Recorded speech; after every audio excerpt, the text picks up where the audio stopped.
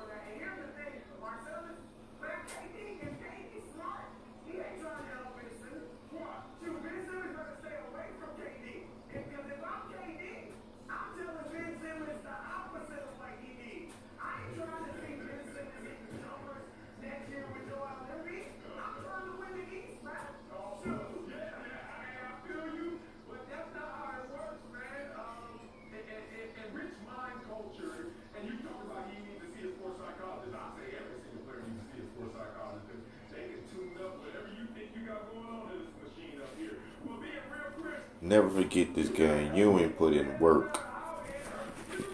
People gonna forget this. People forget that 14 for 19.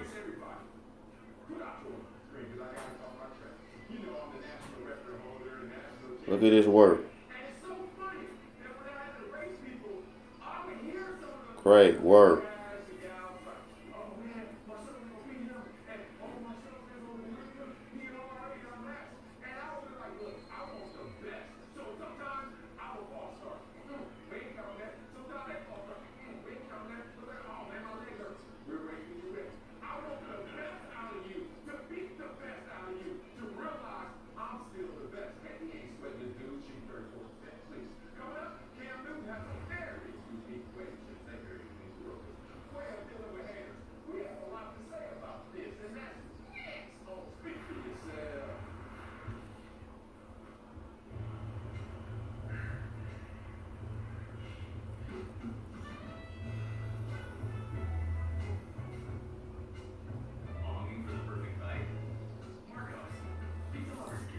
Look at Ernie, young Ernie.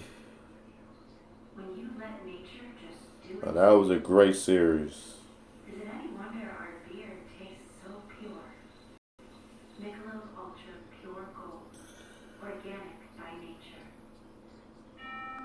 When we heard there was money in our home, we did what anyone would do. We went looking for it. No, you didn't. I don't. Stop it! Then we learned about Rocket Mortgage. All she wrote.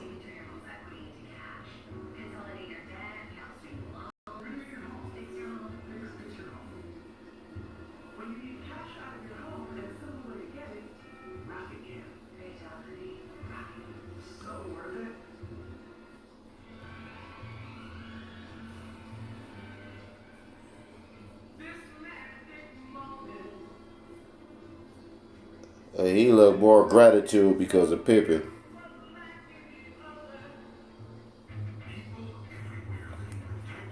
So that's all you wrote. Y'all saw the truth. Y'all saw how unclutched Scottie Pippen was. You feel what I'm saying? I mean, we ain't gotta say too much. You saw it. Phil Jackson gave the ball to a better shooter who was hit the last few game winners through the season. They drew up the same play like that against Indiana, and it worked. And, you know, I just feel like Phil Jackson, you know, he picked a better option. You know, Scottie was never known as a closer. He had plenty of time during that season to close, and he didn't have the opportunity to do. He didn't do a good job, you know. So he couldn't really be trusted. He was a great all-around player and stuff like that. But being clutch was not one of his strong suits. Nobody ever mistaken Scottie Pippen as a clutch shooter.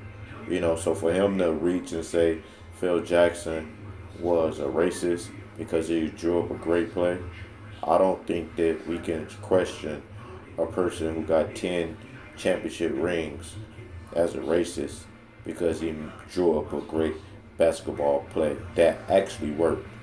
Now, if Toni Kukoc missed a shot, that'd be a different story. But he made the shot, and as you see, Scottie was given two opportunities to make it happen, and what did he do? He came up short. One was almost a air brick hit the side of the backboard, but not only that, it was a shot clock violation. So, I just feel what Scottie Pippen had to say just made him really look bad, made Phil Jackson look better, made Jordan look better. That they had to deal with such a selfish, player, a selfish teammate. That was a selfish move right there. And as you can see, as you rewind Phil Jackson's demeanor walking off the court, you can see he was very pissed off. So I don't know. A lot of people watching probably young. I'm 40 plus. I'm not gonna tell you exactly my age, but I'm 40 plus. So I lived through the Bulls era. It's my favorite team. Still my favorite team. Michael Jordan, my favorite player of all time. Scottie Pippen was one of my favorite players of all time. But he grew to be one of my favorites because Scottie Pippen was a punk back before he even became good. It was Michael Jordan making him a better player and taking him under his wing.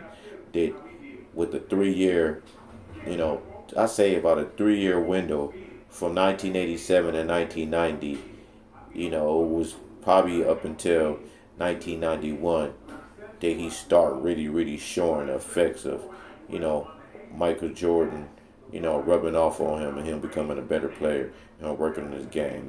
You could see it, progressing, But, let's not act like he wasn't bulletin board material. Bulls, Knicks, teams like that, they knew if we rough up Scottie Pippen, hit him in the chest beginning of the game, more than likely Michael Jordan will have to drop 50 and do it by himself. And that's why a lot of times, Michael, if you go look at them early games against the Pistons and against Knicks teams, teams that were very, very rough style teams, or look at like Houston, back in them days, they was rough teams too. When I say rough, the type of teams that foul hard. I could be forgetting a few of the teams that were like that, but I'm just trying to point out the fact that, teams like that, they knew if we rough up Scottie Pippen and Michael Jordan have to shoot more shots, score 50, that the chances of them winning, was highly than none. You would get Jordan dropping 50 but still losing because Pippen ended up having 8, or 12. And it's not because he wasn't getting shot attempts, it was just because he was brick. And if you go look at his shooting percentage, he wasn't a 50% shooter. So, I can go on and on and on about different games where Scottie Pippen, came up short, But if you talk about selfish, you could talk about the 1998 Bulls, that was pointed out in The Last Dance where he decided to rehab and have surgery during the beginning of the season instead of doing it during the off season. And he said it's because he wanted to enjoy his summer. Now if that's not selfish, then I don't know what is. And I guess he was hoping that the Bulls would falter. But the Bulls still end up being the first seed. And they had the best record in the East with Michael Jordan and Toni Kukoc and Dennis Rodman. So go look at that. Go look at the fact that, Scottie Pippen tried to hold out. And once he saw that there wasn't too many teams that was really, really trying to make trade for him, there wasn't nobody really tripping off of Scottie Pippen here trade demands. He was shopped around, but nobody really wanted him. As great as he was, a lot of people saw him as, he wouldn't be good without Michael Jordan. As good without him. I wouldn't say he wouldn't be a good athlete, good pro. I wouldn't say he wouldn't be Scottie Pippen, the 6-time world champion.